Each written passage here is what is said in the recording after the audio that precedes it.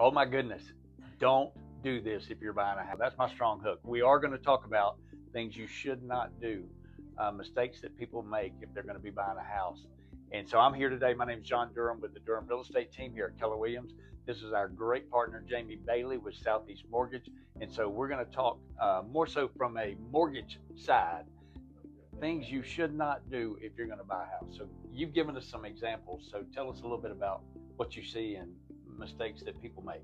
I mean, I love this topic, John, because it's so much importance, and it happens even still. As much as we think we talk about it Right. and such, but it's still happening, and it's still having a negative impact, delaying people to close or not be able to close at all.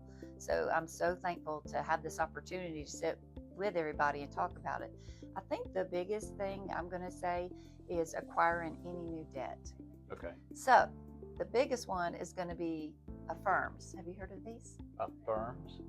I don't think I've ever heard All right. that. So this is basically buy now, pay later, kind of spreading it out and stuff. So it's not like an actual credit card or anything like that, but it's still you're taking part of your pay and making weekly, monthly payments, that sort of thing. Yes. So there's Affirm, there's Keynote, there's like all these different So you ones. get your paycheck early, but then you owe money on that, or part of your paycheck will early. go towards whatever you purchase in there. Oh, okay. Almost like a PayPal to me is what it reminds me of. Okay. Okay. So, Probably. but there's interest, and that shows up on a credit report. It is now. Oh, okay. Used to not be, is now. And what's happening, we've actually had clients that have had like 25 different Affirm accounts. Oh. That's 25 little bitty $6 a month here, there, or everywhere, right? Really? Going out. Do they know? Is this like a?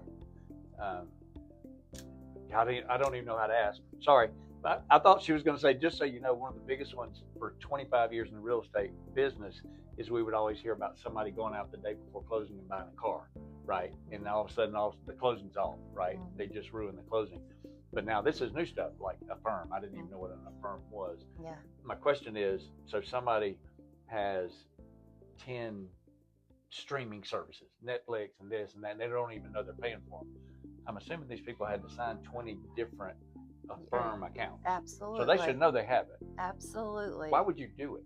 What's the reason? Is there? I'm really not sure because I don't participate. If I don't have it, I say, you know what I mean? And just, I'm old school. So whether it's layaway or put on a credit card to pay it. But the challenge that I see is that when you have that many, people are going to make a mistake and not pay on time. And so now that these are going to be on the credit, it's a high probability you're going to have a 30-day late payment. Which you can't have. Well, it hurts, right? Because one 30-day late payment will drop the score almost 100 points immediately. Just one little 30-day late. And all right, so let me go. All right, so Affirm, I'd never heard this. If you hadn't heard of it, is some sort of like some of your check goes to pay a credit line of some sort. Whatever you bought. Something you bought. So you would get this at a store, probably, or online. Online, either or. Online. So it's going to pay for that, and it's now being reported on your credit. And people have lots of them. So one you could probably handle. People have lots of them, and they miss some payments in that. And then that used to not be on a credit score, but now it is. Yes, they are starting to put it on there. Klarna is another one. Keystone. They've all got different names, just sharing with you, but it's the same concept. Okay. But it's very painful for the poor buyer when they're trying to apply. It's additional documentation we have to provide. Is it late? What's the payment? When are they paying it off? I mean, as a repeat buyer, first time buyer, that really gets frustrating because government paperwork is not getting any smaller. Yeah. But this is adding to it, and I really don't think people think, well, goodness, this is just something so I can pay it off sooner. They don't realize it is an impact in your qualifying process of a mortgage and to get to closing. Okay. So that's a little scary that you wouldn't know. Correct. And so we're going to talk about a few other things. You said student loans, so we're going to talk about student loans too, but we've always told people, just don't, between the time you go under contract and the time you close, if you can't pay cash for it, don't buy it. Like, just absolutely don't spend any money unless you're handing them cash. Right? Every time you sign your name to something, they're getting some sort of credit alert, tick, ding. Absolutely. Look, government is watching. So from the time you're under contract, that underwriter, they have technology that they get notified before any of us lenders that you have opened an account, you have acquired new debt, you are doing something, even if you didn't buy and you're just looking, but you have someone. If you issue your social security number to somebody, they're going to get notification that you went shopping somewhere and you've got to explain yourself. Did that? We were reading about something a few weeks ago where the attorneys now are having to turn in a form. Whatever your cash down payment is, you got to tell them where that cash came from. Well, that's for cash buyers. Yes. Okay. Cash buyers. So they're going to know everything. Yes. Government has gotten more invasive. Absolutely. Okay. All right. So the best thing for somebody to do that's going to buy a home is talk to the lender early. Absolutely. Yeah. Whether you're 6-9 months out, a lot of people are like, oh, I'm not, buying till then. I welcome those conversations because I feel like it's a stepping stone, right? You're kind of getting your foot in the pool and just talk through it and see, what does that process look like? How much could I qualify for? What do I need to work on? And those are things I like those conversations better because first it takes the stress off the buyer, right? So that they know, hey, this is a game plan. Here's how much I should have in savings. Here's what I can buy. And it's just good communication. So to stay on task for what their goals are. Right. And you could be great with your money and great with your credit. You could not be, and you coach people through that, but you could be great with it. And there's something on there that's not supposed to be on there. Absolutely. And if you find out 2 weeks before closing, you've got problems. So or days before. Right. So if they speak to you early, you've got everything cleared up so that they are literally, here's how much I can spend. I'm good to go. Let's go find a house. Absolutely. And to kind of intro into what you're saying, the challenge is like student loans is the biggest culprit. When COVID happened, everything was put on pause. There are no payments being needed to be paying on. And now people are getting notices. And how they're getting notices, they're getting charged a 90-day late payment on their credit. That's how they're finding out that they have a student loan that's due. Right. And that's created a lot of strain and stress and everything else because unfortunately the student loan division, when they chase everybody down to tell them, oh, you don't have to make a payment. Well, they're not having that same energy to tell them, hey, your payment's due. And so people are getting notifications from like an email they had when they were in college. I just spoke to a client like from 10, 15 years ago. They don't even know where that email is, that one hit close to home with me. A good friend of mine, I was telling you, just found out about a student loan. They've been out of school for about 5 years and just found out. And now, obviously, they had the loan, right? It was It's a legitimate loan, but they kind of lost track of it and then not heard anything from them. And it was all going to an old email.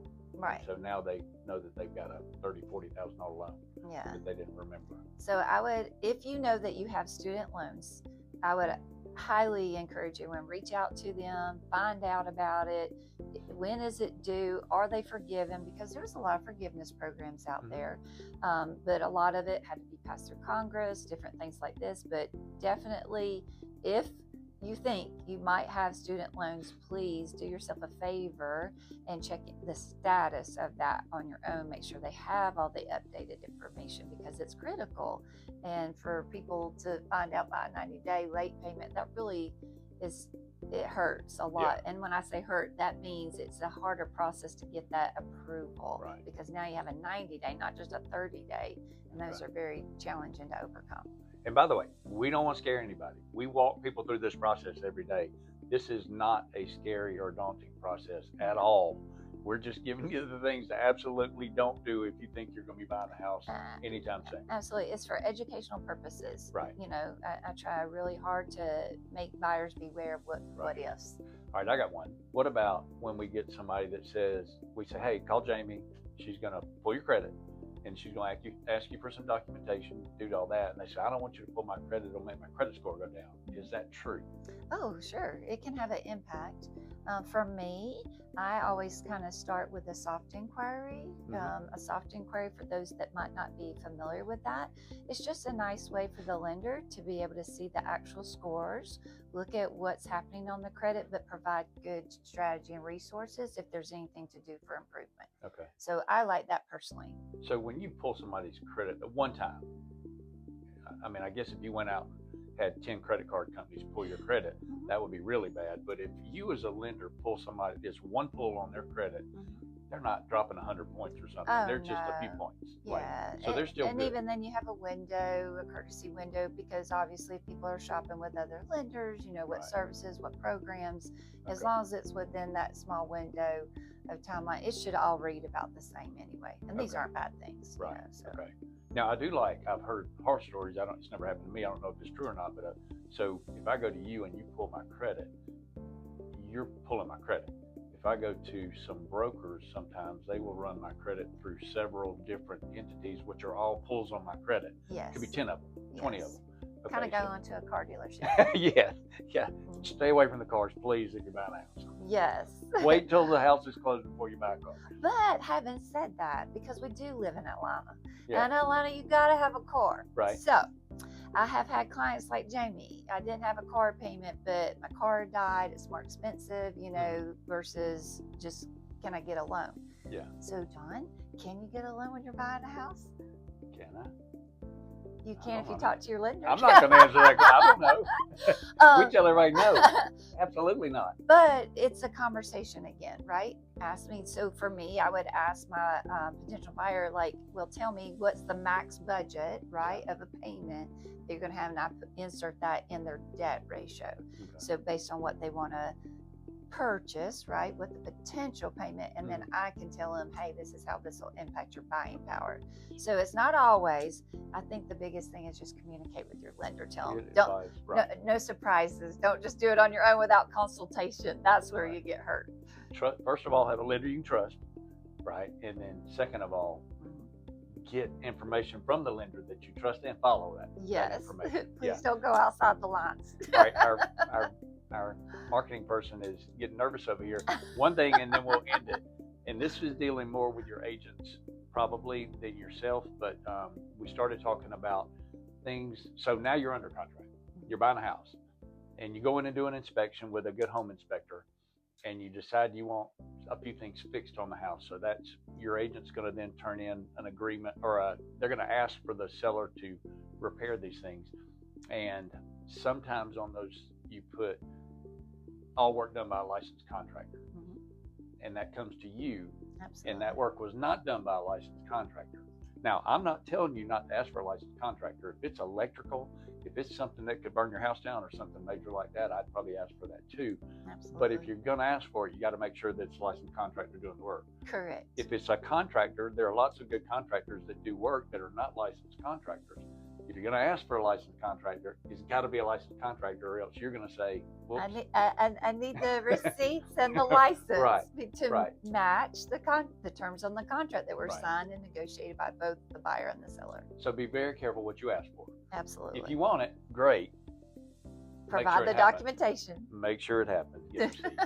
All right, cool. Man, this has been some great information. Y'all, we'll probably be back relatively soon. We had some weird stuff happen with interest rates, and there's a war going on, and all of this is over my pay grade when it comes to mortgage rates, but we'll talk about that on the next one. Is that good? That sounds perfect. Thank you, Jamie. All right. Hey, thank y'all.